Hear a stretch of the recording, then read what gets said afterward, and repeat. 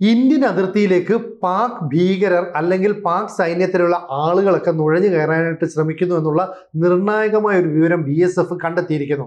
അതായത് ശൈത്യകാലമാകുമ്പോൾ സ്വാഭാവികമായും ഇത്തരത്തിൽ ഒരു നുഴഞ്ഞുകയറ്റത്തിനുള്ള സാധ്യതയുണ്ട്. ഇവിടെ ഇപ്പോൾ പാകിസ്ഥാൻ ഭരണകൂടം അറിയാതെ അവിടുത്തെ സൈനിക മേധാവിയായിട്ടുള്ള അസിം മുനീറിന്റെ നിർദ്ദേശപ്രകാരമാണ് ഇത്തരത്തിലുള്ള ഒരു നുഴഞ്ഞുകയറ്റം നടക്കുന്നത് എന്ന ഞെട്ടിക്കുന്ന വിവരമാണ് പുറത്തു വരുന്നത്. അസിം മുനീർ എന്തിനാണ് ഇപ്പോൾ ഇത്തരം ഒരു നീക്കം നടത്തുന്നത്?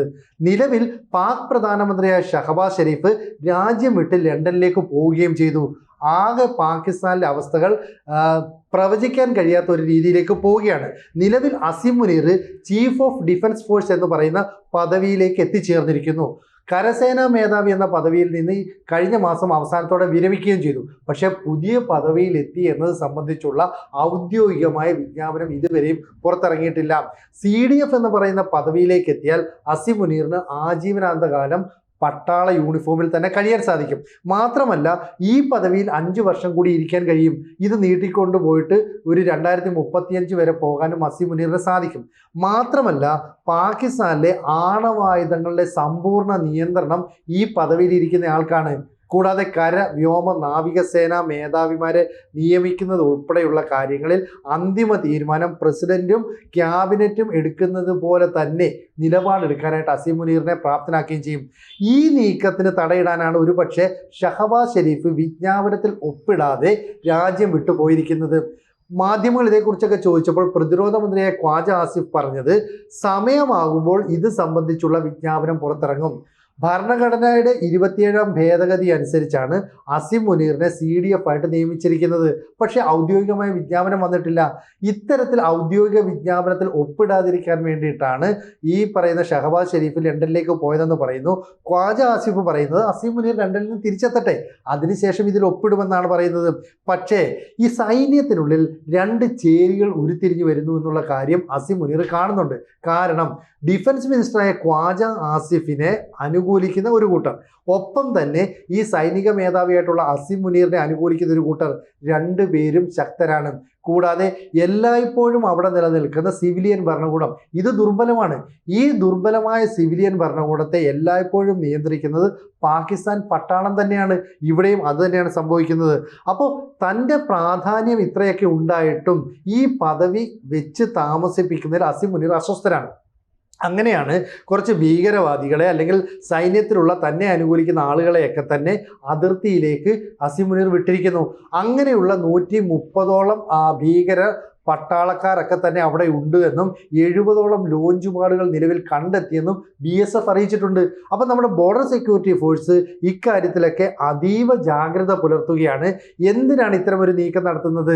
കാരണം താൻ അധികാരം ഏറ്റെടുക്കുന്ന സമയത്ത് തന്നെ ഇന്ത്യയിൽ ഒരു കലാപം സൃഷ്ടിക്കുക, ഒരു ചാവേർ ആക്രമണം നടത്തുക, അല്ലെങ്കിൽ പഹൽഗാമിന് സമാനമായ ഒരു കൂട്ടക്കൊല നടത്തുക, അങ്ങനെ ജനങ്ങൾക്കിടയിൽ വലിയ സ്വീകാര്യത നേടിയെടുക്കുക. കാരണം പാകിസ്ഥാൻ എപ്പോഴും ഇന്ത്യക്കെതിരെ നടത്തുന്ന ആക്രമണങ്ങളിലൂടെയോ ഇന്ത്യക്കെതിരെ നടത്തുന്ന ചാവേർ അറ്റാക്കുകളിലൂടെയൊക്കെയാണ് ജനങ്ങളെ ഒന്നിപ്പിച്ച് നിർത്തുന്നത്. അപ്പോൾ വിഘടിച്ച് നിൽക്കുന്ന ഈ സൈനിക നേതൃത്വത്തെ, സൈനികരെയൊക്കെ ഒന്നിച്ചു നിർത്താൻ ഇതിലൂടെ സാധിക്കുമെന്ന് അസിം മുനീർ കണക്ക് കൂട്ടുന്നു. ഇക്കാര്യങ്ങൾ വ്യക്തമായിട്ട് അറിയാവുന്ന ആളാണ്. കാരണം ഒരു സൈനിക നടപടി വന്നാൽ അവിടുത്തെ ജനങ്ങളുടെ വികാരത്തെ ആളിക്കത്തിക്കാൻ എളുപ്പമാണെന്ന് അസിം മുനീറിന് അറിയാം. മുമ്പ് ഒരു സൈനിക ക്യാമ്പിൽ പ്രസംഗിക്കുന്നതിനിടയിലാണ് പറഞ്ഞത് ജമ്മു കാശ്മീർ പാകിസ്ഥാൻ്റെ അവിഭാജ്യ ഘടകമാണ്, ഞങ്ങൾ പാകിസ്ഥാനെ അല്ലെങ്കിൽ ഈ ജമ്മു കാശ്മീരിനെ കഴുത്തിലെ ഞരമ്പിനെ പോലെയാണ് കാണുന്നതെന്നൊക്കെ പറഞ്ഞിട്ട് വികാരപരമായിട്ട് പ്രസംഗിച്ചു.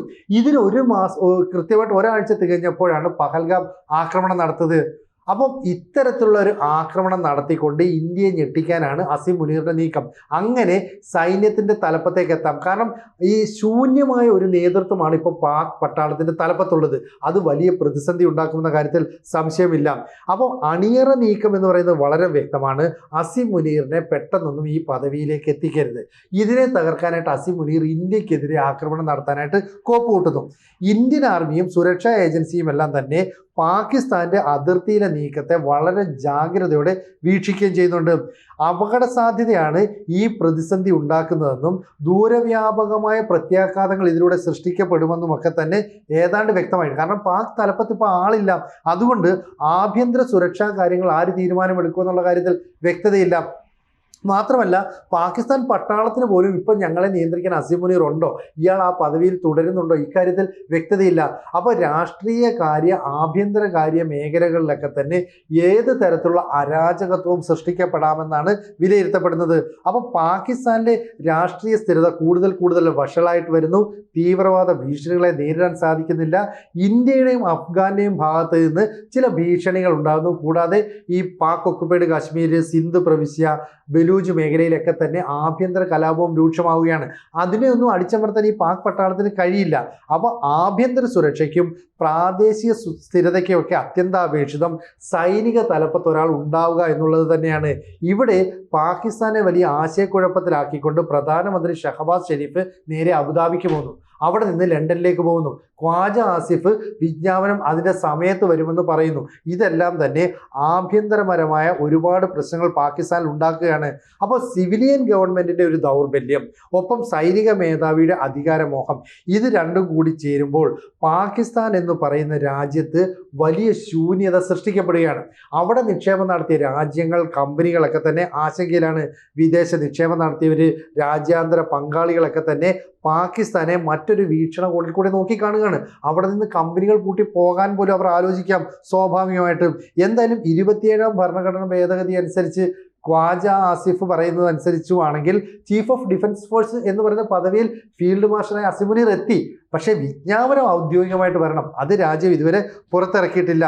മാത്രമല്ല ഈ നേരത്തെ അവിടെ ഉണ്ടായിരുന്ന chief of staff committee, joint chief of staff committee chairman എന്നൊരു പദവി ഉണ്ടായിരുന്നു. ഈ പദവിയിലിരുന്ന ഷംഷാദ് മിർസ ഈ നവംബർ മാസം അവസാനത്തോടുകൂടി വിരമിച്ചു. അതോടുകൂടി ആ പദവി തന്നെ നിർത്തലാക്കി.